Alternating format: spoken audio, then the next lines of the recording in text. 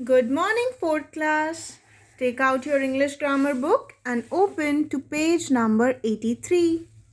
In today's class, we are going to read chapter number 15, Direct and Indirect Speech.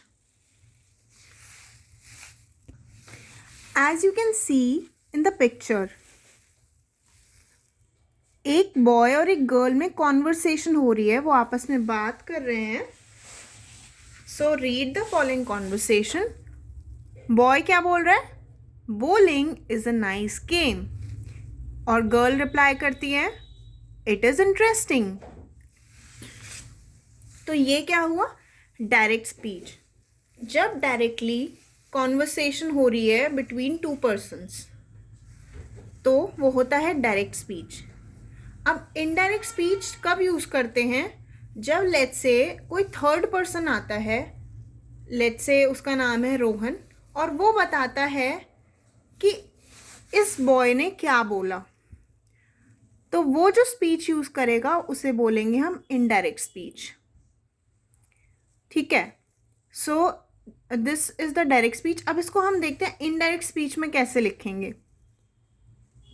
सो अभी मैंने बोला रोहन अगर बताएगा कि इन दोनों के बीच में कॉन्वर्सेशन क्या हुई तो वो होगा इनडायरेक्ट स्पीच. अब रोहन बोल रहा है, द बॉय सेड दैट, कि इस बॉय ने कहा बोलिंग एक बहुत अच्छा गेम है. देन रोहन कैसे बोलेगा, इसने क्या बोला रोहन, वो कैसे बताएगा? द गर्ल सेड दैट, लड़की ने कहा इट वॉज इंटरेस्टिंग. तो ये क्या हुआ? Indirect speech. अब हम कुछ एग्जाम्पल्स देखते हैं. सबसे नीचे ये है डायरेक्ट स्पीच का example. Let's read. Sumit said comma apostrophe we should take care of our pets. ये डायरेक्ट स्पीच है जिसमें सुमित बता रहा है कि उसने बोला, वो बोल रहा है क्या, कि हमें अपने पेट्स की देखभाल करनी चाहिए.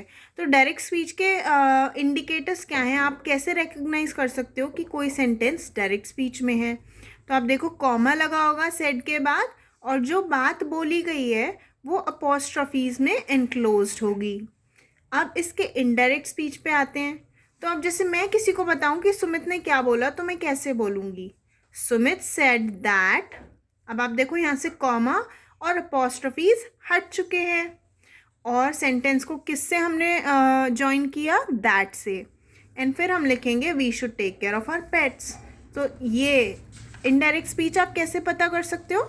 उसमें एक तो कोई भी कॉमा अपोस्ट्रोफी नहीं होगा, और सेड के बाद दैट से ज्वाइंड होगा वो. Let's turn to the next page. I will not come tomorrow said Abha. अब आप देखो इसमें कॉम अपोस्ट्रोफी में इनक्लोज है जो बात बोली गई है, और कॉमा लगा हुआ है, तो ये डायरेक्ट स्पीच है. Next, I will not come tomorrow said Abha because I am feeling इल.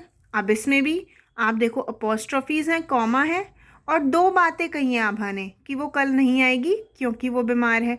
तो ये भी डायरेक्ट स्पीच है, बट थोड़ा डिफरेंटली लिखा गया है. Now let's come to the exercise 1 practice pause 1. exercise 1 बहुत ईजी है. इसमें आपको कुछ सेंटेंसेस दिए गए हैं और आपको रिकग्नाइज करना है कि डायरेक्ट स्पीच है इनडायरेक्ट स्पीच. तो हमेशा याद रखना, जैसे कि मैंने अभी बताया, डायरेक्ट स्पीच में हमेशा कॉमा और अपोस्ट्रोफी होगा. अपोस्ट्रोफी के अंदर जो बात कही गई है वो इनक्लोज्ड होगी, और इनडायरेक्ट स्पीच में कॉमा अपोस्ट्रोफी नहीं होगा और दैट से जॉइंट होगा वो sentence. She said, Anu is a nice girl. इसमें कॉमा अपोस्ट्रोफी है, तो आपको स्ट्रेट अवे पता है आंसर इज डायरेक्ट स्पीच. तो आप डी